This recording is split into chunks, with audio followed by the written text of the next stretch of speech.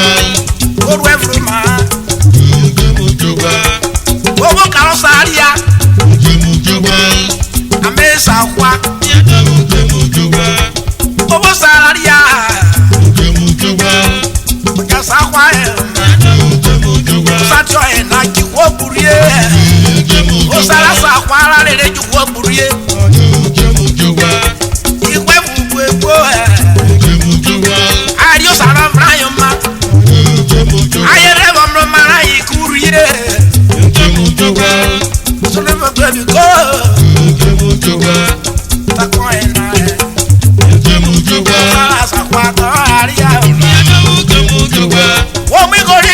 yo. Wo vi lo premura ewe. Sai la ka be kwa.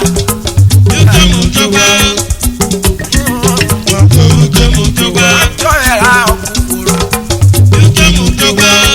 Ori ne mo ado.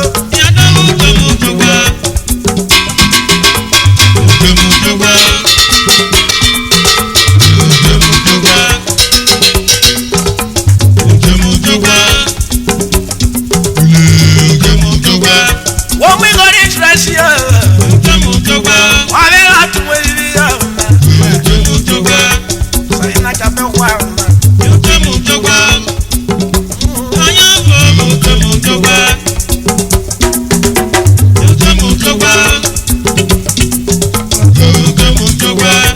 URHOBO one year and many years.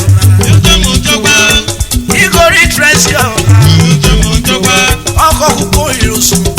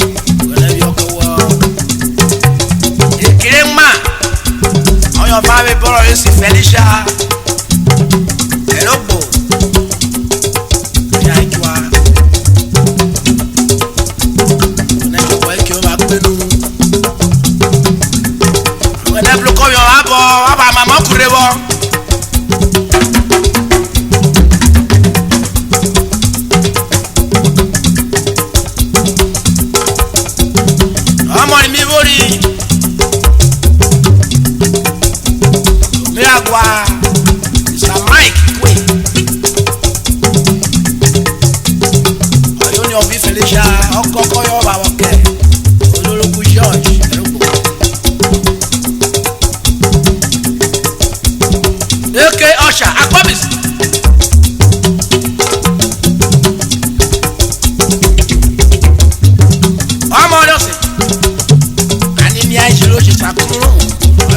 so wa devre anu ne na me mi o e ori o rodo ba pe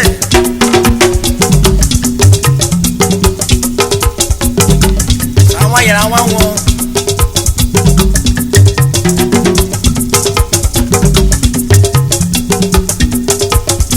yari sa wo pe sa ji ke ko apo ari sa wo sa ji ke ko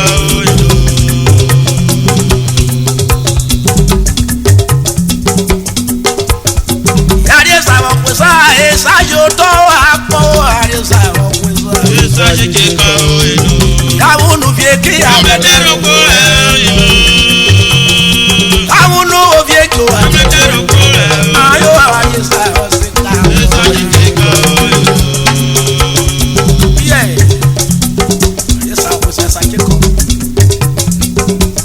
ofia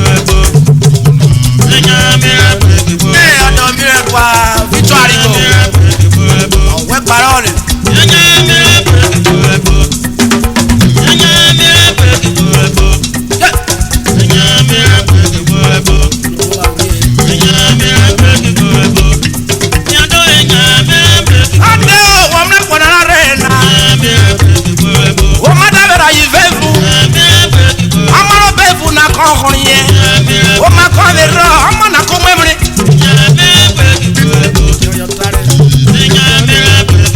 Ubu fefe beruke.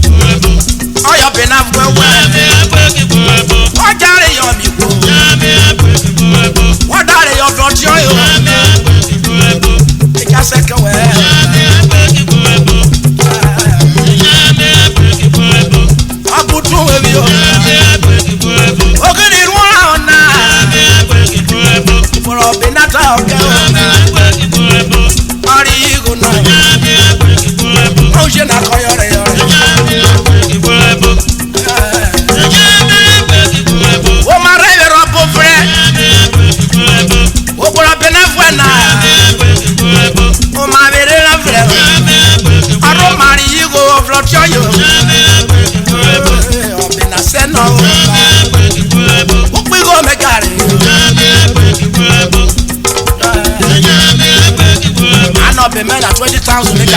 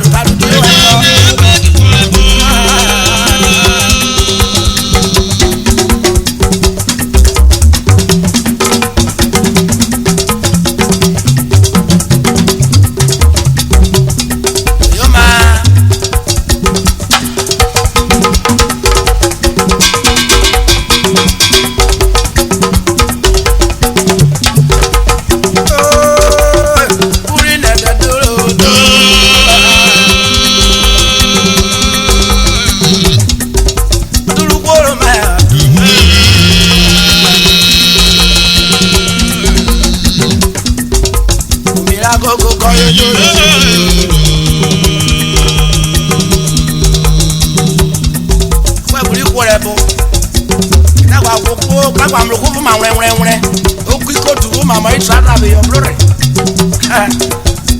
ota ke bo ya na jari mo no na yo ko na yari hu na ore o jamra roke ele de we unu na bi moto ayo kada hu na ore ori obrigo ke ano era ere me already go sure yeah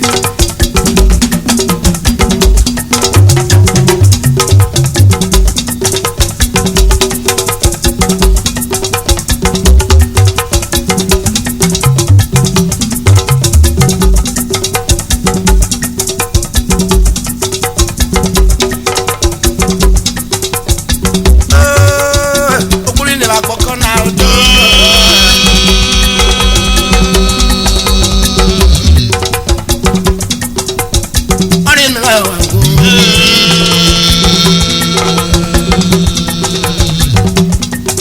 lo so kwa bunu so gbori